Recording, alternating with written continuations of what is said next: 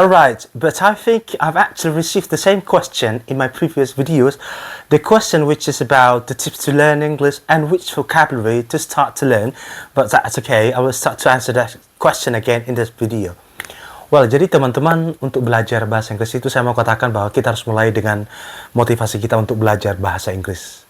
Artinya kita harus menemukan, kita harus mengetahui apa sih sebenarnya tujuan saya, kenapa saya harus belajar bahasa Inggris itu. Bahasa Inggris itu penting, saya tahu itu, dan semua orang juga pasti tahu. Tetapi kalau bukan kebutuhan, maka akan susah bagi kita untuk membuat atau membangun komitmen, sehingga kita terus-menerus belajar, dalam arti bahwa mungkin hari ini mood kita tidak bagus, sehingga kita berhenti belajar. Tapi ketika besok mood kita udah baik, kita akan teruskan belajar. Dan begitu seterusnya, sehingga tidak pernah berhenti sampai kita benar-benar menguasai bahasa Inggris. Nah, oleh karena itu, yang pertama adalah bangun motivasi dulu. Kemudian mengenai tips. Tips untuk belajar bahasa Inggris itu dan di mana kosakatanya yang harus kita mulai. Karena dalam komunikasi tiap hari, kita bertemu orang lain dan kita mulai dengan menyapa mereka. We greet them and then we get to know them, we introduce ourselves, kita menyapa mereka dan kita memperkenalkan diri kita, maka kita mulai dari situ. Kosakata yang kita gunakan ketika menyapa, kemudian memperkenalkan diri dan menanyakan informasi tentang orang yang kita temui, dengan siapa kita bertemu. Orang baru misalnya, tentu kita menanyakan siapa mereka dan di mana mereka tinggal, pekerjaan mereka apa, kemudian apakah mereka sudah menikah apa belum, itu juga bisa ditanyakan. Tergantung konteksnya. Nah, itu kita mulai dari situ. Kemudian kita lanjutkan dengan tempat pekerjaan kita kalau kita sudah bekerja. Kalau tidak, minimal dari rumah. Apa sih benda-benda yang ada di sana kita harus kuasai.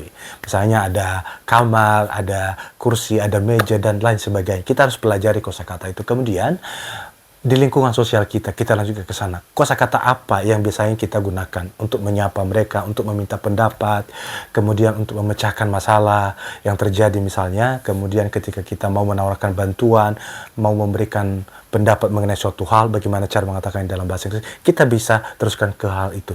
Tidak mungkin bagi kita untuk menguasai seluruh kosakata dalam bahasa Inggris, tidak.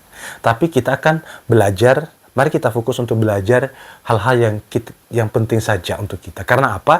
Kalau kita masih kecil dan kita belajar bahasa Inggris, mudah sekali. Karena apa? Otak kita belum terisi. Memori kita belum terisi oleh banyak hal. Belum terisi oleh, ada pacar saya, kemudian beras dari mana saya ambil, kemudian, kebutuhan uang sekolah, dan lain sebagainya.